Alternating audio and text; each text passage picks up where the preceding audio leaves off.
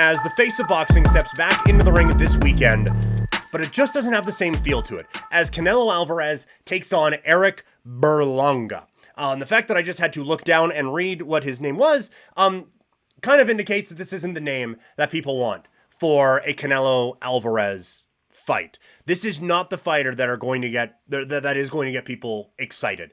At least Munguia in the last fight had some action background and some recognizable names on his resume. Berlanga has fought a grand total of 4 dudes who has a Wikipedia page, and Berlanga himself doesn't have a picture on his Wikipedia page. So we're not talking about the biggest name here or the most exciting draw. So the story for this fight follows a bit of a familiar path as the previous ones. The focus on this fight is more on who isn't fighting than who is fighting. And I thought it was a little unfair for the Munguia fight, because Munguia is one of my favorite fighters to watch right now, and for the Charlo fight, because that's a legitimate test. It wasn't the test we wanted, but that's at least a legitimate test for Canelo Alvarez, I think. This one, though, I'm on board with it for this one. This is not a fighter that gets you excited. It is not a fighter that should challenge Canelo in any way. And if he does, you can't come back and say, oh, all of you were doubting him. No, we were just seeing what it actually looked like before. Because nothing about this guy's resume has indicated that he should be fighting Canelo Alvarez. And I just feel like Canelo has run out of runway with these sort of fights. Charlo and Munguia were names that people knew, and you could at least get a little bit excited about. And when he fought a name that not a whole lot of people knew, it was a chasing glory thing. Whether it was moving up in weight, or unifying championships or something along those lines. There was okay, yes, he's only fighting this guy, but X, Y, and Z, whether it's title unification, moving up another weight class, whatever it is. There was some form of chasing glory. That's not happening here. Unless Canelo has long dreamt of beating a former NABO super middleweight champion, which is the highest recognition this guy who's stepping into the ring with Canelo has ever had in his career, then there just isn't anything there. This is the number 7 super middleweight in Ring Magazine's rankings right now. So he hasn't even built it up to be deserving of a championship opportunity, which are so weird in boxing anyway. But now we're putting him with Canelo? None of this screams, this is the fight to make for Canelo Alvarez. The only time Berlanga has ever been mentioned among the greats is when he said, and I quote, I tried to go Mike Tyson on him when he tried to bite a guy in the ring. That's the closest this guy has ever come to being being mentioned as a high-level fighter, is that the comparison to Mike Tyson is he almost bit a guy. And so the first part of the Canelo build that is so familiar is, this guy really? Why are we doing this? The second part of it is you start to hear some people try to be smart. And you start to hear some people say, well, actually, if you go back and look at this fight, it's actually a really these gambling odds are way too big. That this guy is way more of a live dog in this fight than people are giving him credit for. And in this one, you can turn to the fact that he has the record with 16 straight first-round knockouts to start his career. That's a lot. That's a substantial amount. But again, who has he fought? And why? Why? Even the most hardcore fans aren't going to tell you that Berlanga has a shot in this. If he lands a punch and knocks out Canelo, that's because it's a fist fight and these things happen. It is not because of something that we didn't see down the line or should have known. It's just because it's the fight game and weird things happen. And so let's just stop that part of the whole build-up now. The last part of it is always who should it be? Terence Crawford was getting that buzz for a little bit. I think his last fight with Madrimov kind of showed that he wasn't ready for this. And so that kind of led to that sort of slowing down a little bit. But David Benavidez absolutely should be the one who should be on this one. He probably should have fought Canelo last fight. He definitely should have been fighting him this fight. And he absolutely should be fighting him next one. If Saturday goes the way that we think it's going to go, he has to be the next one. And this is the last part of the Canelo Fight Week experience, is Canelo goes out, wins in the way that we think, and then everyone's like, well, if he doesn't face David Benavidez, it tarnishes his legacy forever. That's not going to happen here. So again, it feels like an all too familiar script for a Canelo Alvarez fight week. He's fighting who? Oh, but this guy has a chance. Yeah, but he maybe should be fighting this guy anyway. And then the last part of it is we say that he should be fighting David Benavidez after this fight, and it's going to end up that Canelo is probably going to be fighting a fighter that we all have to Google, and then we start through this all over again. I love Canelo Alvarez. He is absolutely one of my favorite fighters of all time, and I think anyone trying to dismiss him right now as the face of boxing is absurd. But even I can admit this whole song and dance is getting old. And this is not the level that he should be fighting at. And if we, as a fighting enjoying public, have to shell out a DAZN subscription and then a pay-per-view of $100 on top of that, eventually the draw isn't going to be there. And so that is what is at risk this weekend. It's that Canelo needs to start giving us more bang for his buck than just being Canelo.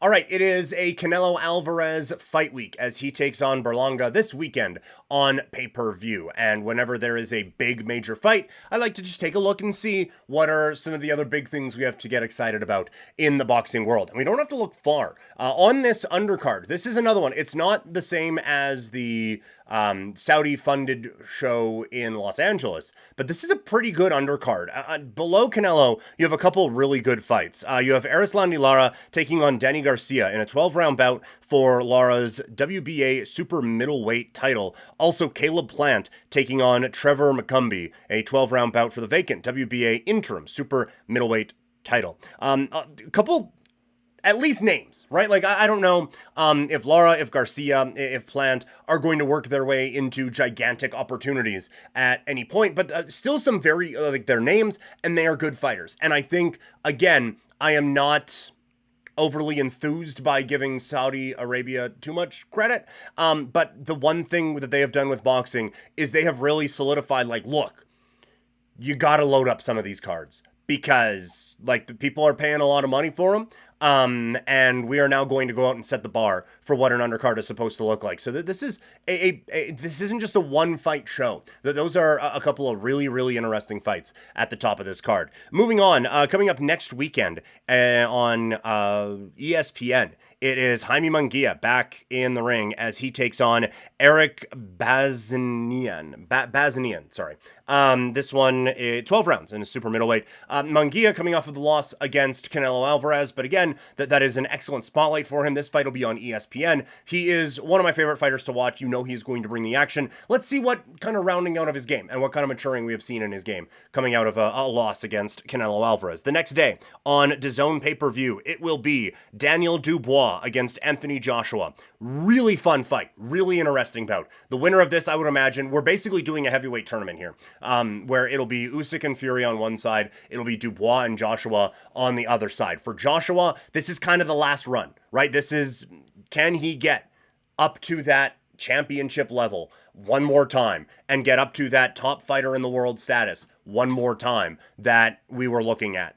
And looking at him for a long time. It has fallen off, and I don't think anyone's going to give him pound for pound number one, even if he wins both of these next two fights that we are presuming for him. But this is a chance to get to that undisputed heavyweight glory that a lot of people saw for him at the beginning of his career, and what a rewriting of the legacy it would be if he was able to do that. Going up against Dubois, who is a terrifying human being, who can just go out there and just absolutely wreck guys, and has started to put together a very impressive resume. The thing I don't like about this fight is that it is for the vacant IBF heavyweight championship, which means the IBF has taken their belt away from Alexander Usyk, so he is no longer the undisputed heavyweight champion, which fucking sucks and is just so boxing.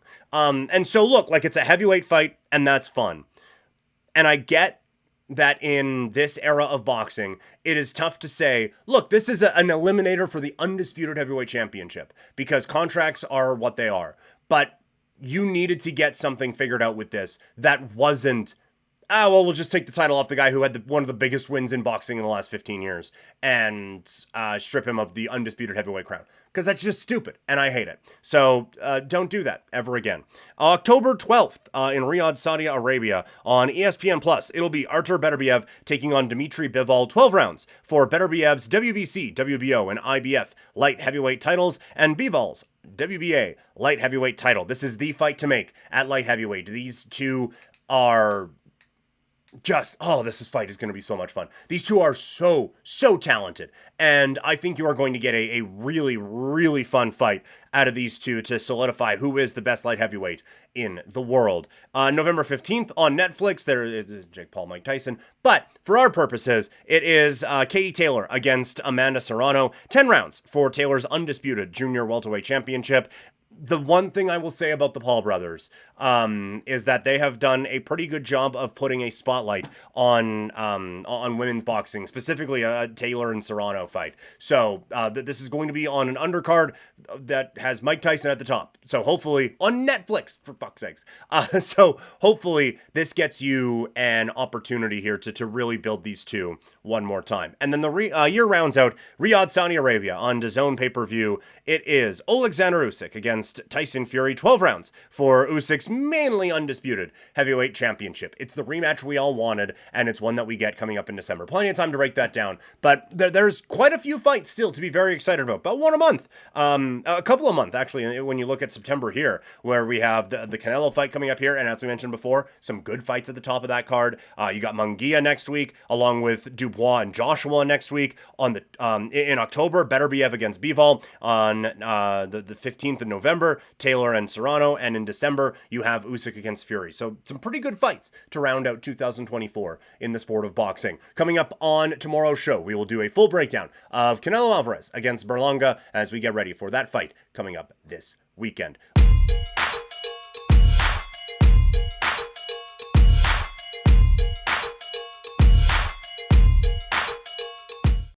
Canelo Alvarez steps back into the ring this weekend against Edgar Berlanga in a fight that fans are not necessarily excited for, but still, Canelo Alvarez is one of the true greats to ever do this, and so anytime he steps into the ring, it is an occasion. Let's break it down. Canelo Alvarez is 34 years old, born in Guadalajara, Mexico, with a record that is insane. 61 wins, 2 losses, and 2 draws, 30 of those wins coming by way of knockout. His last fight, a unanimous decision victory over Jaime Munguia on May 4th, 2024. He has won 4 straight, all by decision, to now push that 30 wins to being less than 50% finish rate for the career. The resume is insane. He is the current WBA, WBC, IBF, WBO, and Ring Magazine super middleweight champion. He is a former WBO light heavyweight champion, former WBA, WBC, Ring Magazine, and IBF middleweight champion, and the former WBO, WBC, WBA, Ring Magazine,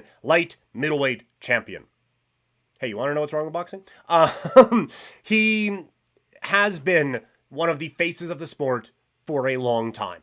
That being said, the knockouts haven't been there as of late. We mentioned before, 4 straight wins, all by decision. His last stoppage win came against the guy who's fighting on the undercard for this card in Caleb Plant. That was back in 2021. So we've gone 3 years without Canelo Alvarez picking up a knockout victory. And so I do think that comes into play here today. I mentioned that Canelo is the biggest draw in the sport right now, which is why I thought it was hilarious when we were doing Ryan Garcia fight earlier. I think it was the one earlier this year, one of his big fights. And it was like, well, this fight is for who is the face of boxing. It's like, is it? Because Canelo, in his career, has a pay-per-view revenue total of $925 million. This fight probably won't get him into the billion-dollar range, but it'll get him close, which is absurd. Also a statement on pay-per-view prices, but we're neither here nor there. He has been a pro since 2005 when he started at 15 years old, and he built up his resume very quickly. He fought 7 times in 2006, 7 times in 2007, 8 times in 2008, 7 times in 2009, 5 in 2010, and then 4 in 2011 before we start to settle into the groove of May and September with a couple November bouts thrown in there.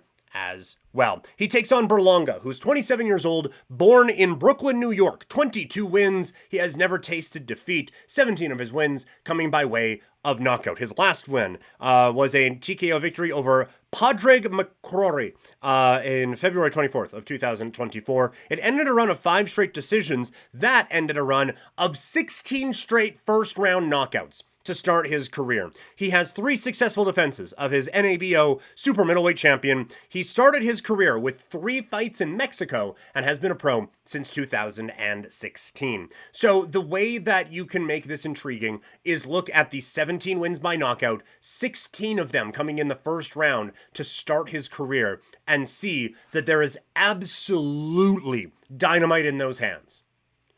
I just don't think it matters. Canelo's defense is like nothing that this guy will have faced at any point. We mentioned it before this week. He himself doesn't even have a Wikipedia picture, and he's only fought 4 guys who have Wikipedia pages. This is such a gigantic step up in competition for Berlanga. I do not think he will be able to connect with Canelo. The one thing that I think Canelo has to watch for in this bout is he, over the last little while, has had a tendency of starting slow. We saw it against Munguia where Jaime was winning round after round after round after round after round in the beginning, and it was Canelo kind of downloading the information, seeing, okay, what's going on, what's happening, how are we going to get this figured out, how do we do this, how do we do that, and then he comes out and he wins just enough to get the win. I do think that, like, Munguia is a significantly better boxer than Berlanga. All due respect, like, Berlanga, again, he's 22-0. He is a former NABO super middleweight champion. But this doesn't even, with all due respect, doesn't even register on the amount of quality fighters that Canelo, he's probably not in the top 10 of the toughest guys that Canelo has had to face. So again, take this with that knowledge being said. I do think that Canelo has to be a little bit more on his game to start this fight. Berlanga, if he's going to shock the world, if we're going to Buster Douglas this motherfucker, he is going to have to do it early. And it is going to have to be in those moments where Canelo is still figuring out the range and still figuring out, okay, when I feint, he does this. When I do this, he does that. When I do this, he does that, and that is a fucking right hook from the heavens, then all of a sudden we have one of the biggest upsets in the history of this sport, or at least in the last 25 years of this sport. I don't think Canelo is going to get caught in that way. Berlanga will hit him, for sure. It's a fist fight. It's going to happen. But I don't think that he is going to be able to connect in the ways that he is going to need to pull off the surprise upset. So I am picking Canelo Alvarez to win this fight by way of decision. That is my pick for this fight.